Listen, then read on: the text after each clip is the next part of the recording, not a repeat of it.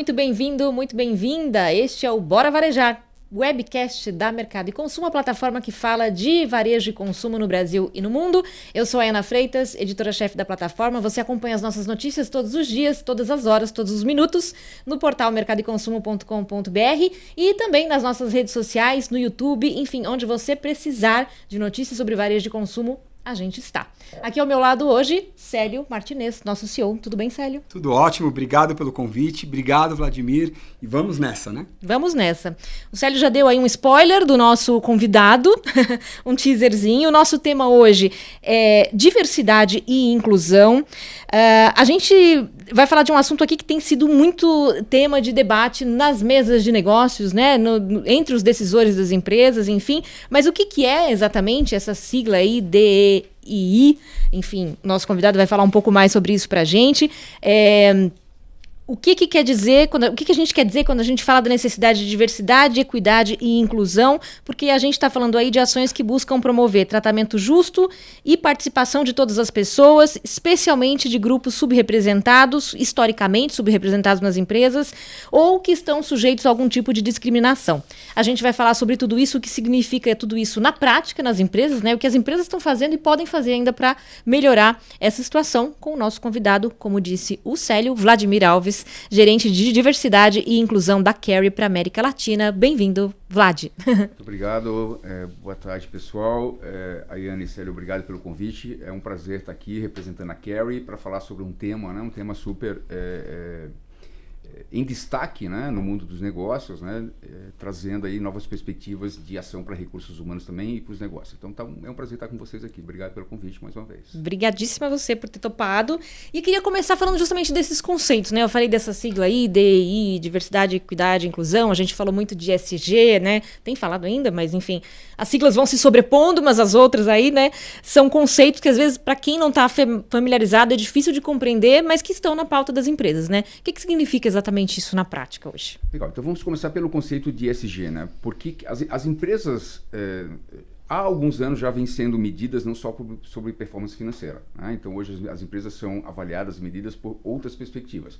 Qual é o impacto que elas causam no meio ambiente, qual é o impacto que elas causam na sociedade e obviamente toda a governança que está por trás disso. Então o ESG, né? O E é de meio ambiente, de environmental, o S de social e o G de governança, né? E a área de diversidade e inclusão ela entra exatamente dentro do S. Né, onde está especificado ali exatamente quais são as ações práticas das empresas para trabalhar a inclusão de grupos subrepresentados. E elas entram também na governança, né, porque tem algumas empresas que já exigem, né, no seu quadro aí de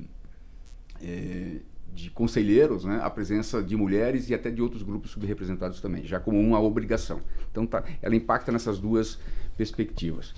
E aí quando a gente fala sobre diversidade e inclusão, né? Então são muitos os termos também, né? Na Carry a gente usa diversidade, inclusão e pertencimento, mas geralmente a gente vê diversidade e inclusão. O que é diversidade, né? Diversidade é o que é cada um de nós, né? Então a gente fala hoje que tem 8 bilhões de pessoas no planeta Terra, somos 8 bilhões de diversidades. Não existe um ser humano igual ao outro, a gente tem características individuais que nos fazem único. Então isso é diverso. Se eu perguntar, né, as empresas são diversas? Sim, elas são diversas. Elas são inclusivas? Não necessariamente, né? Quando a gente fala em inclusão, é você ter pessoas pegando um recorte da sociedade, né, que seria o espelho dessa sociedade dentro das organizações, né? Então, se você pega lá, definir algo em torno de 51% da população da América Latina é composta por mulheres. O ideal seria ter nas empresas, 51% de mulheres e 49% de homens. Isso é o dado ideal que a gente poderia compor. Se a gente pega a população autodeclarada negra no Brasil, é 56% segundo dados do IBGE. Então, esses 56% estão representados dentro da empresa. E aí, inclusão, a gente fala também em todos os níveis hierárquicos, né? Não só na base da estrutura organizacional, mas em todos os níveis hierárquicos, em todas as áreas do negócio. Então deveria ter essa representatividade, né? Então, inclusão, as pessoas, quando elas entram numa organização, elas têm condições de florescer, de desenvolver suas carreiras, né? De crescimento da carreira dentro de uma organização. Então é isso que a gente pensa em inclusão. Grupos subrepresentados estando trabalhando, né, nas organizações, desenvolvendo as suas carreiras também. O que são grupos subrepresentados? Então, tradicionalmente, são aqueles grupos que não estão em espaços de poder. né? Seja ele em organizações, em ambiente político, em universidades, né? Então, esses mesmos dados que eu trouxe para vocês, né? Mulheres representam 51% e elas não estão representadas nesses espaços. Negros também não. Pessoas com deficiência, a mesma situação, né? Todo um projeto, né, de ação afirmativa do governo, com a lei de cotas, para incluir essas pessoas no ambiente de trabalho, porque elas eram excluídas, não existia um espaço para eles, né? A gente fala também de refugiados, né, que são pessoas hoje no mundo inteiro, né, nunca se viu uma movimentação tão grande de pessoas saindo dentro de seus países, literalmente fugindo para sobreviver. Então, como é que a gente acolhe, como é que a gente recebe essas pessoas e dá oportunidades de trabalho para essas pessoas? A gente fala também na questão do etarismo, né, as faixas etárias, né? Recentemente eu vi uma matéria que falava, né, que para algumas empresas, você com 30 anos já é considerado uma pessoa defasada. Né? Então, em diversidade e inclusão, a gente é favorável, não, a gente defende a causa de que as gerações se complementam. Né? Então, a gente fala em 50+, que são grupos geralmente excluídos das organizações, e a gente fala de jovens também, porque as novas gerações também têm tido uma dificuldade muito grande de acesso às organizações. Então, como é que a gente trabalha essas questões? Como é que a gente inclui todos, né? Buscando um balanço? E desculpa, Sérgio, só um comentário. E é algo que vai mudando, né? Porque você falou da questão dos refugiados, por exemplo, sempre existiu, mas hoje está latente, né? E o etarismo, você falou de 50+, já tem movimentos falando de 65+, quer dizer, é algo que está em constante evolução, né? Sim. Esses conceitos. Eu acho que assim, quando as empresas começam a trabalhar o tema de diversidade e inclusão, ela estabelece alguns marcadores iniciais, né? Os mais, talvez os que mais sejam fáceis, não fáceis, mas que sejam mais... claros, talvez, objetivos, né? De serem implementados, mas com o passar do tempo ela vai descobrindo outras necessidades de inclusão que vão sendo incorporadas, como por exemplo, né, 60+, começou a falar nisso em 3, 4 anos, não mais do que isso, né? Refugiados é algo muito recente, né? Em 2023, que algumas empresas estão colocando mais, empresas que já têm uma trajetória em diversidade e inclusão, que estão dando mais foco nessa questão. A questão dos negros, eu lembro muito bem, assim, há 7 anos atrás eu participei de um seminário de diversidade e inclusão, não foi tocado nessa questão de negros nesse seminário. Então, imagina isso hoje em dia, se você faz um evento de diversidade e inclusão, que você não traga as questões dos negros como uma pauta prioritária. Né? Então, são fatores muito recentes, né, que têm surgido e que surgem de acordo com a necessidade, com a evolução cultural, com a evolução da sociedade. Pegando o gancho dessa cota que você acabou de comentar, a diversidade tende, quanto maior a diversidade dentro das empresas, as cotas tendem a perder a força? As cotas, elas são necessárias. É o que a gente chama de ação afirmativa, né? Sem intencionalidade não há mudança. Ou a mudança vai levar muito mais tempo. Né? Então, uma questão muito pessoal, assim, quando surgiu as cotas em universidades públicas, eu não entendi o porquê daquilo. Por que aquilo, né? Eu acho que meritocracia era o tema que definia você ter acesso ou não numa universidade pública. E hoje em dia está mais do que comprovado, as pessoas partem de pontos de partida diferentes, né? De acordo com da onde você nasce, com os marcadores sociais, né, que você tem, as suas características individuais, ela vai estabelecer um ponto de partida. E é esse ponto de partida que as cotas elas tentam resolver. Né? Vou voltar na questão das pessoas com deficiência, né? Ainda existem estatísticas e dados que falam que algumas empresas só contratam pessoas com deficiência porque é uma obrigação legal, senão não contratariam. Né? Então, por isso que as cotas se fazem necessárias. Né? Ela acelera o processo de mudança. Né? Então, eu particularmente sou muito defensor de ações que possam acelerar, né? Chamadas ações afirmativas que as empresas têm trabalhado. Queria te perguntar justamente sobre essas ações afirmativas. O que são exatamente, né? Você deu um exemplo das cotas aí no âmbito de governo e tal, mas por parte das empresas. E a importância até de você ter empresas, especialmente grandes empresas, fazendo essas ações para isso reverberar para outras, né? Então, como eu falei, ação afirmativa é aquilo que vai acelerar o processo que você está buscando, né? Então, se você quer inclusão de mulheres, por exemplo, né? E aí depende de cada empresa, né? Ela tem que analisar o seu censo, a sua fotografia, saber onde ela está e quais são as suas prioridades. Então, se a questão de gênero for uma prioridade, por exemplo, não tem mulheres em posições de liderança. Ok, o que a gente faz para acelerar a inclusão de mulheres em posição de liderança? E aí entram as ações afirmativas, que pode ser vagas afirmativas, vagas direcionadas para a contratação de mulheres, que pode ser um programa de aceleração de carreira para mulheres, que pode ser um programa de liderança focado em mulheres. Então são várias ações que a gente define como afirmativas, aquela que vai gerar intencionalidade e vai acelerar o objetivo que a empresa tem com relação àquele pilar, aquele marcador social. E aí que pode ser, né, esses grupos que a gente citou, alguns dos grupos que são importantes de serem colocados. E tem um risco aí de ação tentar ser afirmativa e cair aí num washing que a gente fala no caso do ESG, do greenwashing, do sustentabilidade, né, de meio ambiente? Sim. Aí a gente vamos dar um step back aqui, né? Um passo atrás, né? Eu acho que é super importante. Diversidade e inclusão, ela tem que estar na estratégia do negócio. Então isso é fundamental. Para não ser o D&I washing, né, que você acabou de citar, ela deveria estar citada como um valor da empresa e na estratégia do negócio. Isso facilita totalmente. Né? E aí não é simplesmente, né, o check the box, né? Ok, marquei, tá ok, próximo passo.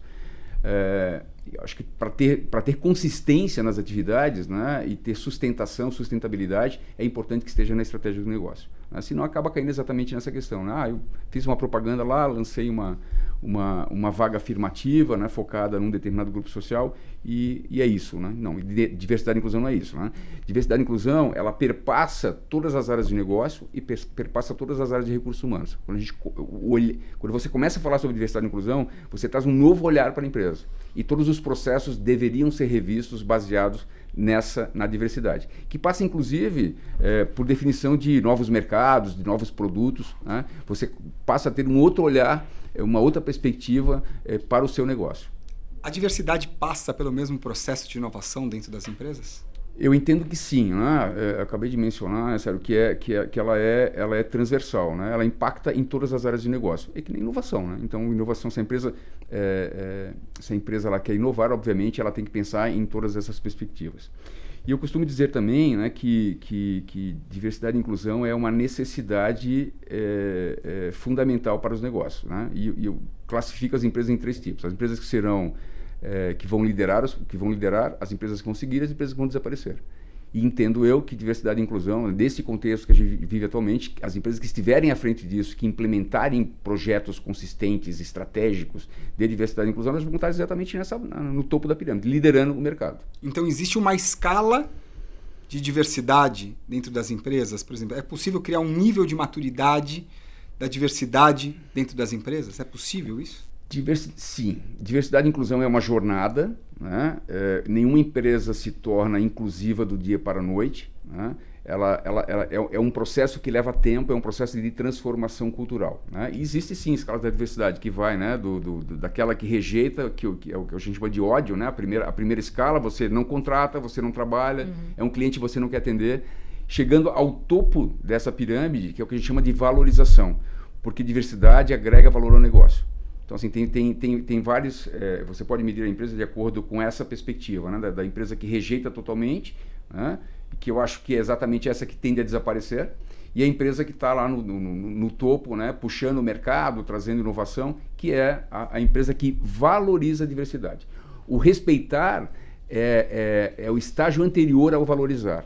E respeitar, para mim, é a obrigatoriedade, né? Então, a gente deveria, no mínimo, isso, né? Respeitar a diversidade. E o valorizar é exatamente você ter o olhar estratégico para o negócio. Porque isso vai, né, como repetindo, né, vai gerar valor ao negócio.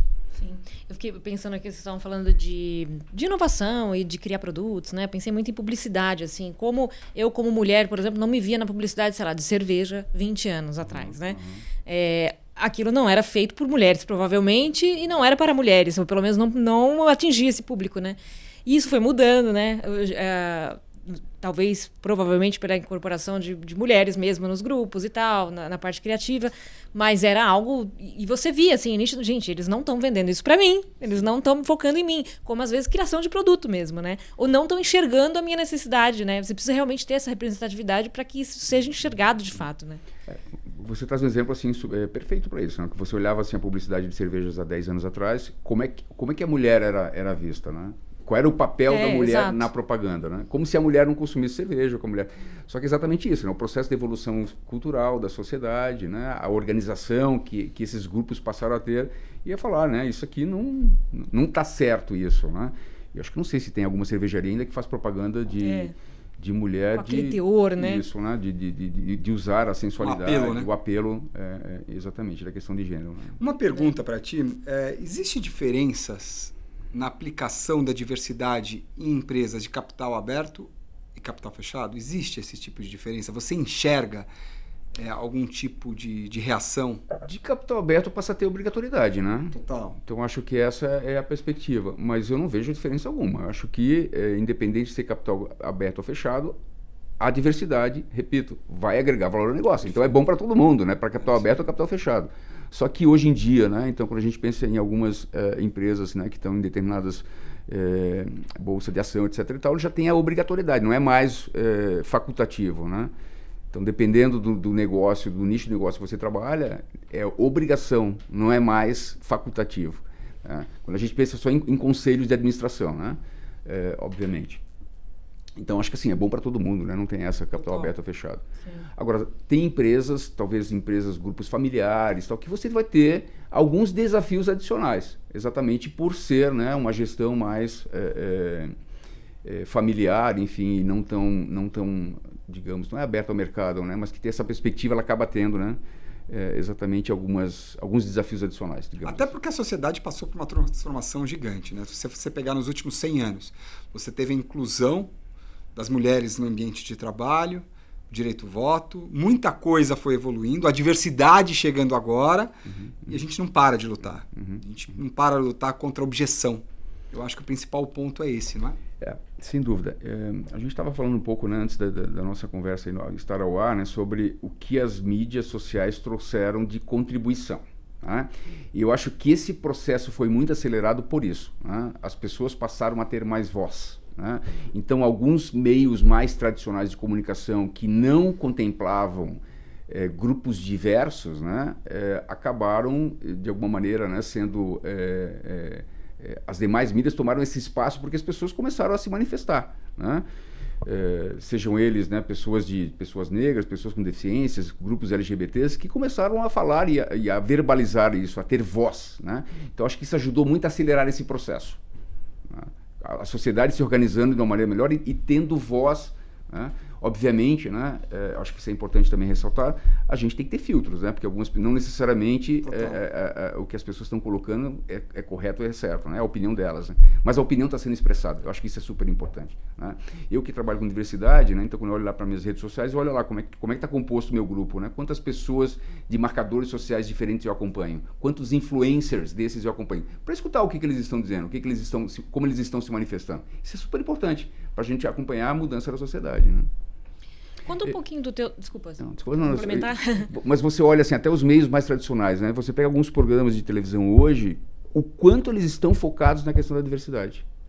Né? Então, quem acompanhou, né, alguns programas assim super importantes, não importantes, mas que tiveram uma grande massa de espectadores, como esses temas estão sendo colocados, né? A questão do gênero, do machismo, né? Da mulher sendo... O próprio entretenimento com a mudança do padrão familiar. Eu acho que esse é o principal ponto para a sociedade. Você sai de um paradigma convencional e mostra que tem outros formatos necessários para mostrar, porque é o espelho da sociedade. Sim. Esse é o principal ponto. A visibilidade, né, que é super importante. Né? É isso. Total. Queria que você contasse o seu trabalho na Carry, exatamente nessa área de diversidade, inclusão e pertencimento, no caso, né, de vocês, e sobre um projeto específico que é o Gerando Baristas, mas um pouco também do todo que você faz. Legal. Então, o meu projeto é um projeto de América Latina, né? Sou responsável por projetos de diversidade e inclusão do México para baixo, porque a gente entende que e a gente é dividido em regiões, né? Então, essa região especificamente, entendemos que cada região tem as suas características e as suas necessidades específicas, né? Então, a Carry criou um head, né, um líder para esse projeto de diversidade por região, pensando nas particularidades da região. O meu projeto, certamente a Carry já trabalha há muitos anos com processos de inclusão, mas não de uma forma tão estruturada. Né? Então, é um valor da Carry, inclusão faz parte, citado como um dos nossos valores e está dentro da estratégia de execução do negócio de diversidade e inclusão. Tá? Então, eu entrei exatamente para ajudar, né, nesse programa de estruturação de um programa mais estruturado. Né? Acho que esse é o termo. Difícil aterrissar da estratégia para a operação? Não, eu acho que é bem fácil desde que você tenha constância, né, e sabendo que o primeiro passo tem que ser dado, mas você tem que olhar lá na frente aonde que você quer chegar. Então, ter clareza, olhando, né, para o nosso senso, para a nossa fotografia, aonde que estão as nossas dores. Essa é a primeira questão. Né? Então, é gênero, é raça, população LGBTQIAPN+, enfim, é olhar para isso e a partir daí você começa, define essa estratégia. Então, os meus pilares prioritários são, sei lá, 5, 6 pilares de acordo com essa necessidade, com essa fotografia. A partir daí você tem que entrar com todo um processo de educação e sensibilização. Eu acredito que diversidade passa muito por isso, né? Um programa de diversidade é isso. Óbvio que ele tem que estar estruturado, você tem que ter um plano de ação, né? O chamado roadmap, né? Onde é que eu estou hoje, onde é que eu quero chegar em 4, 5 anos, mas você tem que ter todo um processo que sensibilize e eduque as pessoas, ajudem as pessoas a pensar, né, sobre outras perspectivas, né? Então, assim, entrando com outro conceito de diversidade, que é o conceito de bolhas, né? A gente vive em bolhas. É a bolha da empresa, é a bolha da religião que você frequenta, da universidade, do bairro que você mora. E você acha que aquilo que você teve acesso que é a realidade do mundo. O mundo é aquilo ali. E sair, né? Então furar essa bolha é algo que gera um desconforto, né? As pessoas tendem a querer ficar na zona de conforto. Então você gerar esse rompimento de bolhas, ele é super importante. E um programa de diversidade e inclusão, ele ajuda a trazer essa perspectiva, né? Então na Carry foi exatamente esse processo. A gente está num processo de passo a passo, né? Buscando, né, como primeiro passo ter a estratégia definida, segundo, envolvimento em lideranças. Então tem que ter clareza, né, o que é diversidade e inclusão, qual é a estratégia da Carry. A gente tem todo um programa, né, tem workshops direcionados para lideranças, né, e a gente está varrendo isso em toda a América Latina com todos os líderes para que eles entendam qual é o projeto. A partir daí, ok, o que a gente criou também, né? Um calendário de diversidade e inclusão. Isso também é algo assim super importante. Você pega datas do calendário civil que tem a ver com a sua estratégia. E a partir daí você linka essas duas questões. Então, por exemplo, estamos no mês do orgulho LGBTQIAPN+, começou agora em junho. Ok, um calendário civil que as pessoas conhecem, celebram, vêem na televisão, né? 4 milhões de pessoas na Paulista nesse domingo, né? Foi os dados que eu tive acesso. O que a empresa faz com relação a isso, né? Então a gente criou uma série de programações neste mês, cujo foco é população, sensibilizar e reeducar as pessoas dentro dessa perspectiva. Então, assim, é um calendário que foca, né, em trazer educação e sensibilização baseado nesse calendário civil que já está aí rodando e baseado na nossa estratégia. Total. E o Gerando Baristas? Como que ele funciona? Bem, desculpa, você pergunta e eu acabei não fazendo esse link. Nós temos um projeto também, uma área dentro da empresa de responsabilidade social empresarial que se chama My Community. Então, as nossas operações têm um orçamento específico para projetos de responsabilidade social, projetos que têm impacto na sociedade. Qualquer profissional da Carry pode submeter um projeto. Então, esse projeto ele vai trazer uma perspectiva aí de impacto na sociedade, né, de acordo com aquele orçamento que a gente tem. O Gerando Baristas foi um projeto que a gente vinculou o calendário de diversidade e inclusão com responsabilidade social empresarial e com o negócio, com o nosso business. Então lá, no mês de novembro é onde a gente celebra o mês da consciência negra no Brasil. Então a gente apoiou projetos relacionados à população negra. Assim como agora a gente está no Pride, né, no mês do orgulho, a gente está apoiando projetos, a gente apoia vários projetos, mas foco em projetos que tenham impacto nesta comunidade, né? Então, o projeto Gerando Baristas foi um projeto iniciado em novembro, onde celebra o mês da consciência negra, que tinha um impacto social super grande. A gente fez uma parceria com uma ONG chamada Gerando Falcões, que trabalha, né, em comunidades carentes de periferia das cidades. E qual era o nosso objetivo, então? Era gerar possibilidade de emprego para pessoas que estavam excluídas do mercado do trabalho. E nesse caso eram pessoas negras. Esse era o nosso objetivo principal, que 100% das vagas, foram 30 vagas direcionadas para um treinamento, né? Enfim, uma capacitação de pessoas para serem baristas, que está dentro da nossa cadeia de negócios. Por isso que eu falei para vocês, né? Eu junto o D&I, que é um marcador social que a gente trabalha, um pilar prioritário, que é pessoas negras. A gente juntou o My Community, que é o braço de responsabilidade social, e a gente juntou o negócio, né? Que é um projeto, que é um negócio que trabalha na linha de cafeterias. E aí nós fizemos um projeto, então, numa comunidade chamada Poá, um município chamado Poá, na Grande São Paulo, numa comunidade carente, e nós implementamos lá dentro uma cafeteria social que a gente chama. Então foi todo um treinamento, foram 3 meses de capacitação. A nossa ideia inicial eram 30 jovens, né, focados na questão de negros. Como eu falei, a gente não conseguiu ter esse perfil 100%, mas praticamente 80% das vagas foram preenchidas por pessoas negras, e eles receberam uma capacitação para se tornarem baristas.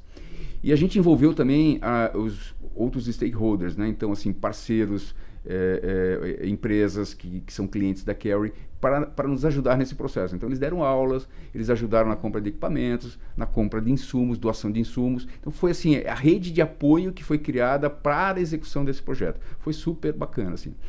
E, então, foram 3 meses de capacitação, e ao final a gente foi bem interessante, a gente teve uma convenção de vendas aqui no Brasil, que a gente fez a formatura desses jovens num dia, né, num dia da nossa convenção. E foi incrível, assim, né, você trazer aquele pessoal que nunca tinha acessado, né, um ambiente empresarial com toda aquela pompa, né, de um evento que é a grandiosidade de um evento comercial das empresas, participando de uma celebração, sendo reconhecidos, talvez pela primeira vez na vida, tiveram um reconhecimento público num ambiente que eles nunca tinham frequentado, e com a possibilidade, obviamente, de empregabilidade dessas pessoas, né? Então a gente gerou para essas pessoas que eram excluídos do mercado de trabalho, dentro de um marcador social, de uma comunidade que tem muitos desafios, né? E hoje a gente já tem um total aí de 15 pessoas empregadas na rede de clientes que a gente tem, em cafeterias. Né, Tem um trabalho aí até anterior, né, ao do treinamento, por exemplo, você forneceu o treinamento, de atrair essa pessoa, né, de ela achar, não, isso aqui tem a ver comigo, eu quero investir, eu tenho condições, eu tenho capacidade, tem um trabalho aí anterior mesmo, né? Sim, perfeito, Ana. A gente já buscou, né, a parceria com o Gerando Falcões, ela já teve esse objetivo, né, porque eles têm todo um processo metodológico de identificação, cadastro, né, das pessoas na comunidade e identificação de pessoas que pudessem, né, enfim, estar mais alinhadas com esse perfil que a gente estava buscando. Isso é um futuro projeto de embaixadores da marca? Bem, a gente está pensando de novo, né? Diversidade e inclusão é uma jornada. O primeiro foi super bem sucedido, né? A gente está super satisfeito com todo o envolvimento que houve, e a gente está indo para uma segunda rodada, né? Esse ano a gente está montando mais uma turma em uma outra comunidade com esse objetivo. Talvez de um outro marcador social, né? Não necessariamente de pessoas negras, mas dentro da estratégia de diversidade da empresa. E sim, a gente busca, né? Quer dar continuidade a esse projeto. Foi um projeto assim, de um impacto muito importante.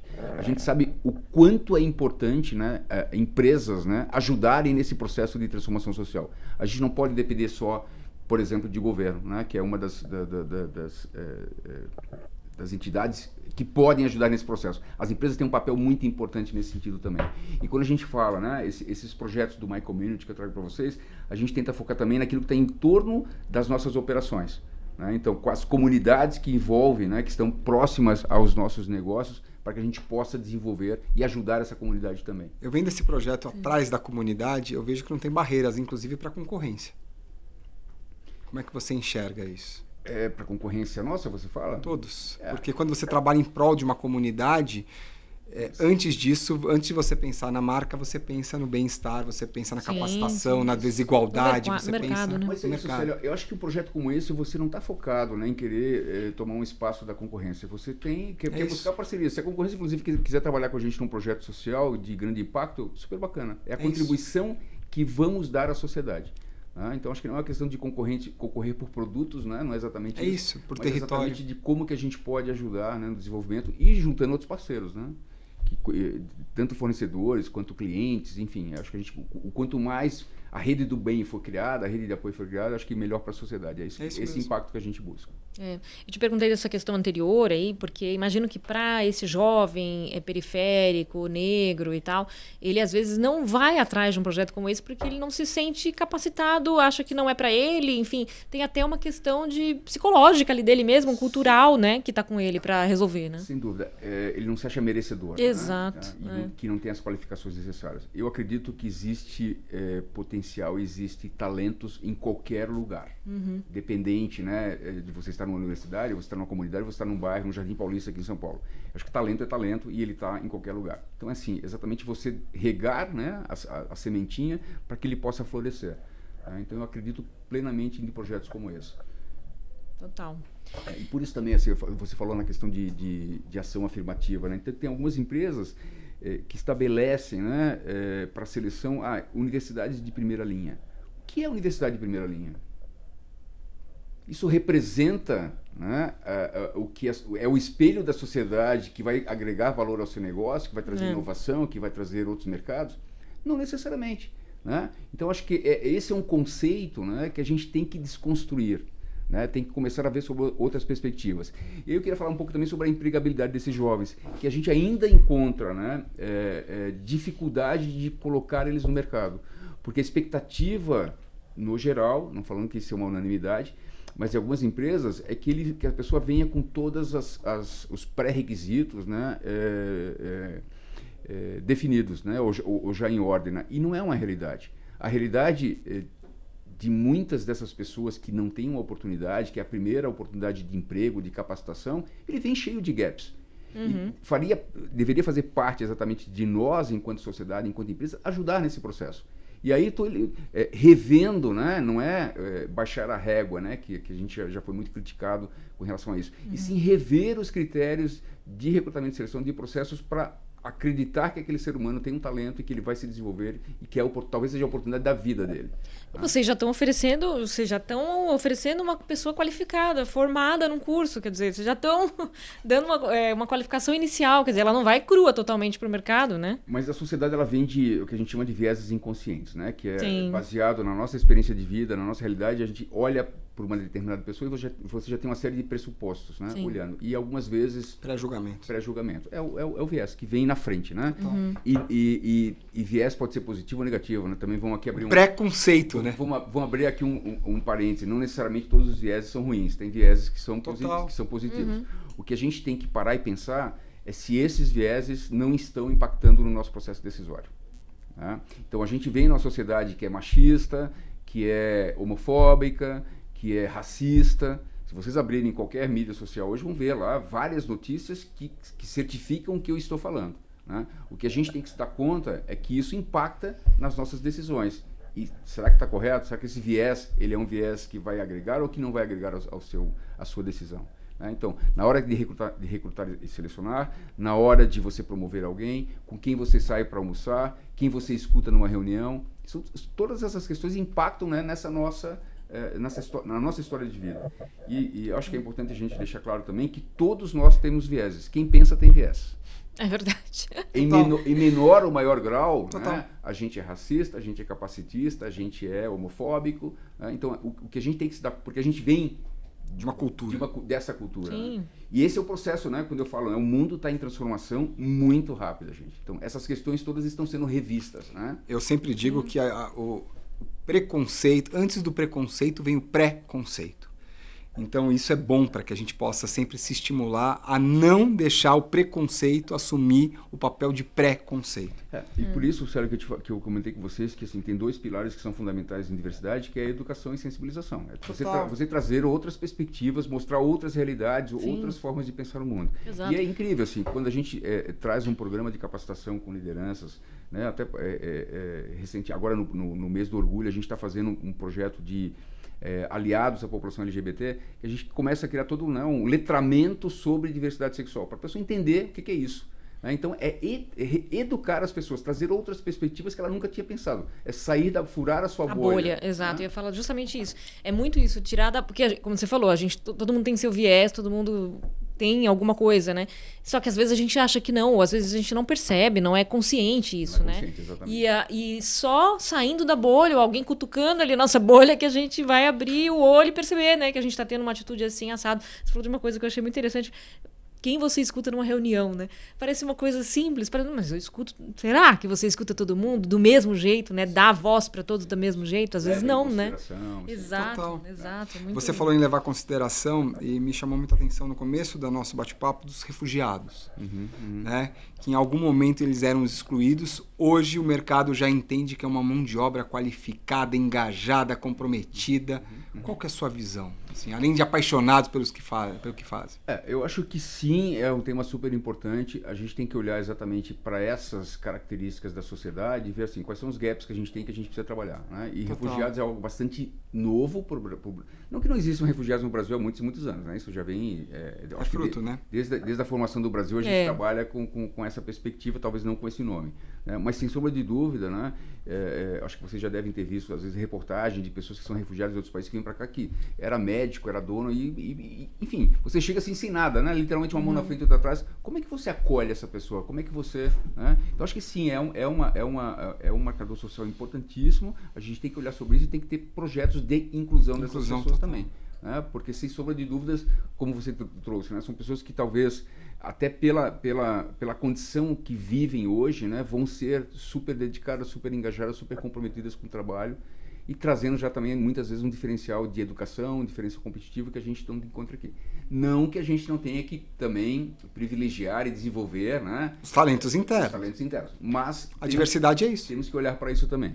E a gente tem visto, assim, né, a Carol está baseada em Campinas, e na região ali tem algumas cidades com muitos refugiados venezuelanos. E o pessoal, assim, literalmente nas esquinas, né, nos semáforos, lá pedindo, né, auxílio porque não tem como sobreviver. Então, e a gente olha para isso, ok, o que a gente pode fazer para ajudar a mudar esse processo também, transformar essa realidade, né? Você está na Carrier há quanto tempo, Vladimir? Eu sou recém na Carrier, tenho 1 ano e meio. E você sempre atuou nessa área de diversidade em outras empresas? Conta um pouco da sua história e por que hoje isso o teu trabalho é focar nessa questão de diversidade e inclusão, enfim. Perfeito. Bem, assim, eu tenho quase 30 anos de história em recursos humanos, eu fui head de RH de várias organizações. E teve um fato específico, não na Care, mas em uma outra empresa, isso aconteceu há aproximadamente 8 anos. A gente estava numa reunião com grandes líderes globais, e aí eu, como head de RH, fiz uma apresentação, enfim, aquelas apresentação super bacana, com números ideais e tal. E o CEO da empresa, ao final, ele fez algumas perguntas com relação ao que eu apresentei, e ele fez uma última pergunta, né? O que está de errado nessa sala? E foi exatamente isso, né? Eu parei e não sabia o que responder, né? E ainda bem que eu não respondia. Né? Pensei em várias questões. O ar-condicionado não está funcionando, o coffee break que não está bacana, porque os números estavam ok, ele fez elogios à minha apresentação, e aí ele fez, ele complementou a pergunta dele, né? Bem, o que está de errado nessa sala, eu vou fazer mais uma pergunta, porque estamos aqui em 25 líderes definindo os rumos desse negócio e não tem uma mulher sentada aqui. E aí o que eu pensei e não respondi? Porque não tem mérito. Porque eu acreditava que meritocracia era o único fator que fazia com que a pessoa evoluísse numa carreira. E aí, na realidade, né, não respondi isso, e ele fez um desafio. Ele voltava nas grandes operações do mundo uma vez ao ano. Se eu volto daqui a 1 ano, eu quero ter pelo menos 2 mulheres sentadas aqui com a gente, seja lá qual a posição de liderança ela esteja, para discutir o negócio com a gente. E aí que eu entrei no chamado mundo da diversidade, que eu fui entender por que as mulheres não estavam ali. E a partir daí, né, comecei a desenvolver projetos e tive uma oportunidade na empresa anterior que eu trabalhava, quando criou uma posição semelhante à que eu ocupo hoje na Carrier, que era uma posição dedicada para a diversidade e inclusão. E aí que eu ampliei meu escopo também, né, que diversidade não é só questão de gênero, Sim. Talvez muito seja a mais fácil, né, a mais já há muitos anos sendo tratada e desenvolvida. A mais destacada, né? A mais destacada. E ali eu me dei conta também de outros marcadores, né, então eu sou um homem gay. E durante muitos anos eu tive preconceitos velados, né, e até não velados com relação à minha orientação sexual que impactaram na minha carreira. Mas eu achava que isso era normal. Né? E aí, quando a gente começa a tratar sobre essas coisas, eu falei que isso não é normal. Isso tem que ser reconstruída, essa história, trazendo outras perspectivas. Total. E hoje, né, eu tenho outro marcador social, que às vezes as pessoas perguntam, mas você é um homem branco, né? Um homem branco de privilegiado, boa educação. Exatamente. Como é que você ocupa uma posição dessa? Então, eu tenho alguns marcadores que são altamente impactados. E hoje eu estou nos 50 a mais. Né? Também, né, meus cabelos brancos já definem isso também. Que é uma outra população que é altamente segregada dentro dos ambientes organizacionais de uma maneira geral. Né? Então, foi assim que se deu a virada. E aí eu encontrei exatamente a partir daí, que ficou muito mais fácil de trabalhar, o meu propósito pessoal com o propósito de organizações que estão engajadas nesse processo. Ficou muito mais fácil, né, de trabalhar, muito mais fácil de me engajar e ver efetivamente valor agregado no meu negócio, na minha atividade, ao negócio da empresa. Né? O quanto de mudança tem nessa perspectiva. Sim, e está acompanhando a evolução desse assunto, né? Tem sido incrível, assim, toda essa história de diversidade e inclusão que eu tenho, de alguma maneira, contribuindo, né, dentro de organizações. E fazer parte dessa história, né? Eu acho que o mais bonito é você fazer parte dessa história, que um movimento que se rendeu e entendeu, de fato, o que a pluralidade é fundamental para a sociedade. Eu acho que não é a diversidade, é a pluralidade.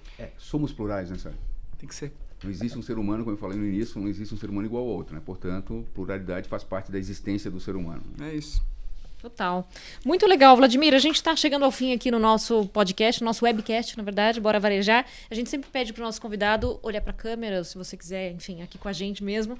Dar um recado final para quem acompanha a gente, pensando no público da Mercado e Consumo, que são executivos, que são varejistas, são, enfim, pessoas que trabalham em empresas como a Carry ou outras mais, que têm esse desafio, alguns já colocando em prática, outros não, mas tem esse desafio de colocar a diversidade e a inclusão na mesa, na pauta, né, no dia a dia. Perfeito.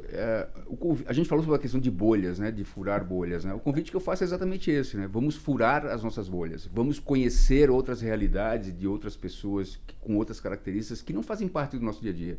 Né? Então, convide para almoçar uma pessoa de uma outra orientação sexual ou de uma outra raça, uma outra cor, uma pessoa com deficiência, para entender um pouco o que é a realidade dessa pessoa no dia a dia. A dor e a delícia de ser quem ela é. Né? E como que você... Né? A gente falou um pouquinho sobre privilégios. Né? Dentro da sua perspectiva de privilégios, né? Como é que você pode ajudar essa pessoa a evoluir na sua carreira, a superar essas eventuais dificuldades que ela possa estar tendo. Então esse é o convite. Vamos furar nossas bolhas, né? Vamos conhecer outras realidades, porque isso vai facilitar muito, né? A inclusão, enfim, e os resultados que a gente busca com um projeto dessa natureza. Total. Quer complementar, Célio? Para mim, isso se define numa única situação. A empatia com simpatia. É isso que eu consigo entender desse nosso bate-papo. Muito bom. Vladimir Alves, gerente de diversidade e inclusão da Carry para a América Latina, super obrigada por contar aqui tua história, tua trajetória e dividir os projetos da Carry também, enfim. E é muito inspirador, né, quando a gente vê alguém que tá... porque não é toda empresa... Várias empresas têm uma área de diversidade hoje, mas não são todas as empresas que têm isso como valor de fato na prática, né? Às vezes tá ali num... valor, missão e tudo mais, mas não pratica isso, né? Exatamente. É muito legal ver como empresas como a Carry estão colocando isso em prática. Super prazer de ter aqui. Legal, muito obrigado também. Obrigado pela oportunidade, a Ana e Célio, por mais uma vez, para a gente poder dividir um pouco e nos colocamos à disposição, né? Quem tiver interesse em conhecer um pouco mais, trocar algumas ideias com a gente, super aberto a essas trocas. Obrigado mais uma vez. Muito bom. Célio Martinez, CEO do Mercado e Consumo, obrigada pela companhia. E obrigado pelo papo e obrigado pela aula. Obrigadíssimo, e a vocês que nos acompanham, obrigada também pela audiência. Não deixe de nos acompanhar aqui no Bora Varejar, no YouTube, nos agregadores de podcast e também nas notícias que a gente publica em tempo real na mercadoeconsumo.com.br, nosso portal, e nas nossas redes sociais, tá bom? Até a próxima.